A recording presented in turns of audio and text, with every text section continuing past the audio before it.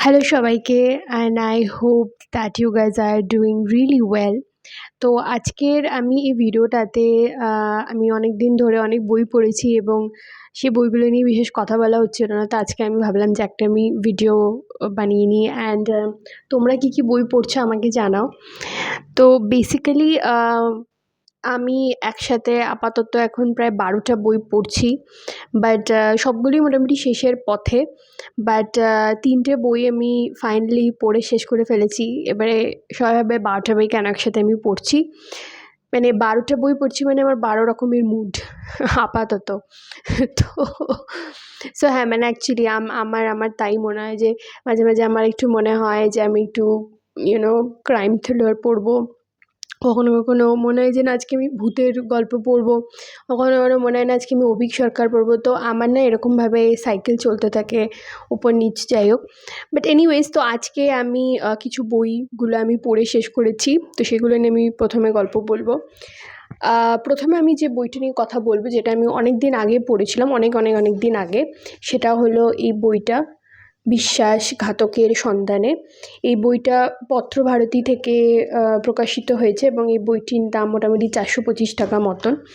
এই বইটাকে আমি দেবো ৫-এ মোটামুটি 4.5 স্টার্স। ফার্স্ট অফ অল তো আমি বলি যে এই বইটার না মানে কি জনরা সেটা খুঁজে পাওয়াই মানে এটা একটা ব্যাপার ছিল। কারণ কি এই বই অ্যাকচুয়ালি কিন্তু লেখা ছিল না যে এটা কী। তো আমি না ভেবেছিলাম এটা হয়তো এমনি একটা রোম্যান্টিক থ্রিলার কিছু হবে।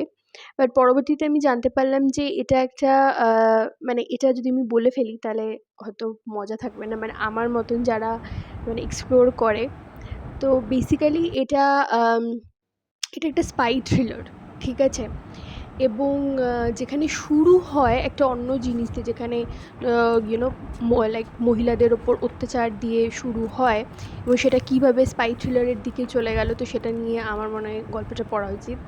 এবং সেখানে একজন মহিলা আম হলো কি সে তার নিজের পুরনো প্রেমিককে খুঁজছে এবং সেই গল্পের মোড় কীভাবে অন্য স্পাই থ্রিলারে চলে গেল, যেখানে বাংলাদেশ এবং ইন্ডিয়াতে যে স্পাই নিয়ে হচ্ছে তো সেটা নিয়ে। আমার মনে হয় যে এই গল্পের বইটা মানে আমি না ফার্স্টে কোনোদিনও স্পাই থ্রিলার পড়িনি। আমি খুবই স্কেপটিক্যাল ছিলাম এই কারণেই। কারণ আমার মনে হতো আচ্ছা মানে এসময় মারপিট এসবই কিছু হবে হয়তো অত বেশি ইন্টারেস্টিং হবে না। বাট আমি খুবই সারপ্রাইজড যে বইটা অ্যাকচুয়ালি খুব ভালো।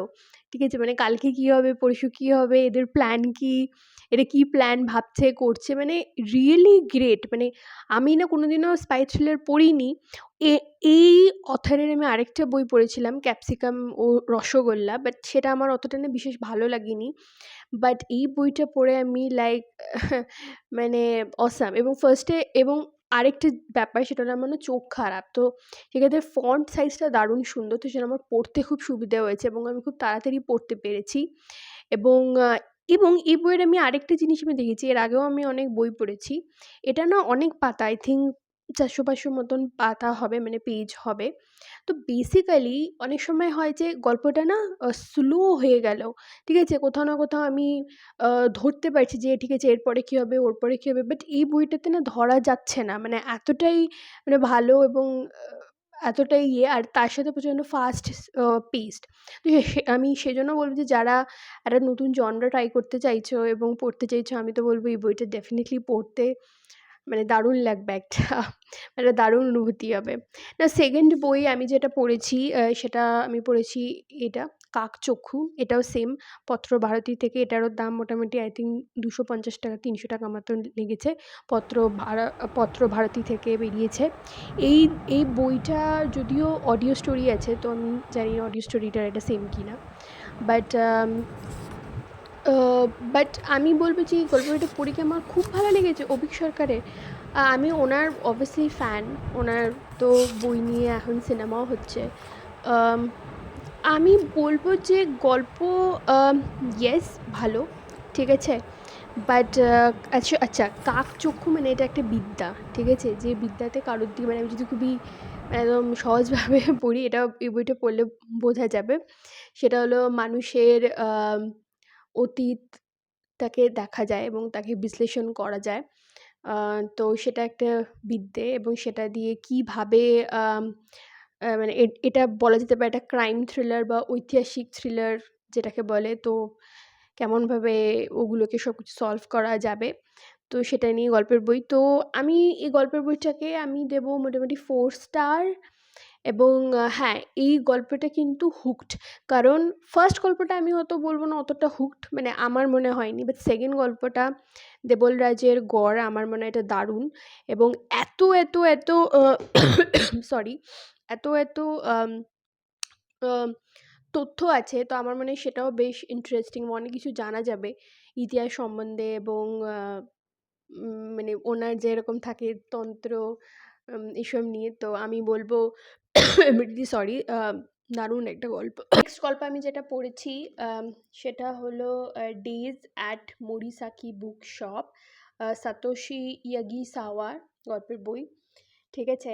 এই গল্পের বইটা নিয়ে আমার মনে হয় না কিছু বলতে হবে। এটা নিয়ে সমস্ত পৃথিবীর লোকই কথা বলছে। জাপানিজ একটা নভেল, আমার মনে হয় বেস্ট।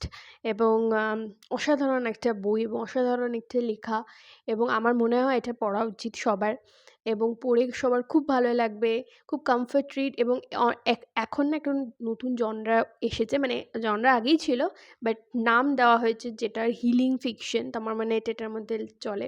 এই বইটি পড়তে না আমার ২ দিন মতন লেগেছিল এবং রিয়েলি ভালো বই। আম অত ফাস্ট পেজ না, খুব স্লো রিডিং। বাট যারা বই পড়তে খুব ভালোবাসে, আম যারা একটু অন্যরকম বা একটু স্লো, ঠিক আছে? একটু রোমান্টিক বা একটু জীবনকে অন্যভাবে বুঝতে চাইছে বা দেখতে চাইছে, তো তাদের জন্য এই বইটা ডেফিনিটলি খুব ভালো। But otherwise I will say that this book is so good. তো কারোর যদি এই বইটা পড়তে খুব ইচ্ছে হয় বা ভালো লাগে, তো ডেফিনিটলি এই বইটা পারে। এবং কারেন্টলি আমি যে বইটা পড়ছি সেটা হলো অ্যালিস ফিনির লেখা rock paper scissor. First of all তো আমি অ্যালিস ফিনির প্রচণ্ড ফ্যান।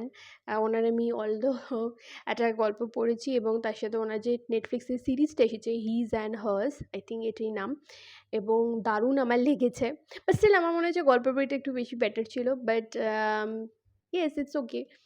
বিকজ আমার মনে হয় বইতে না অনেক সময় একটা ইমোশনস বা ফিলিংস লেখা থাকে যেটা হয়তো যখন আমি মুভিজ বানাচ্ছি সেটা হয়তো হারিয়ে যায় কোথাও না কোথাও। বিকজ আমার কাছে টাইম ফ্রেম বা ওগুলো সব কিছু শর্ট থাকে। বাট আদারওয়াইজ খুব ভালো বই। এবং এই বইটা না খুব সুন্দর, মানে আমি জানি না কেন আমার এই বইটার সাথে না মানে রিলেট করতে আমার খুব ভালো লাগছে। মানে হাজব্যান্ড ওয়াইফের নিয়ে কথা, রিলেশনশিপ নিয়ে কথা, আমার মনে হয় একটা নতুন পার্সপেক্টিভ সবাইকে দিচ্ছে। যদিও বইটা আমার পড়া হয়নি, মোটামুটি 100 পেজে আমি চলছি। এটা ৩১৬ পাতা মতন আছে, তো বেশি দিন লাগবে না আই থিঙ্ক পড়তে। সো গুড বুক। তো আমি বলব সবাইকে এটা পড়তে। এবং তারপরে আমাকে জানাতে কেমন লাগলো। এবং তার সাথে আমি আরেকটা বই পড়ছি মজনতালী সরকার, দুটো বই একসাথে পড়ছি। তো yes, this is all about. তো তোমরাও জানাও আমাকে কমেন্ট বক্সে যে তোমরা কোন বই পড়ছো এখন এবং তোমাদের কোন বই এখন খুব ভালো লাগছে। ততক্ষণে বাই অ্যান্ড টেক কেয়ার।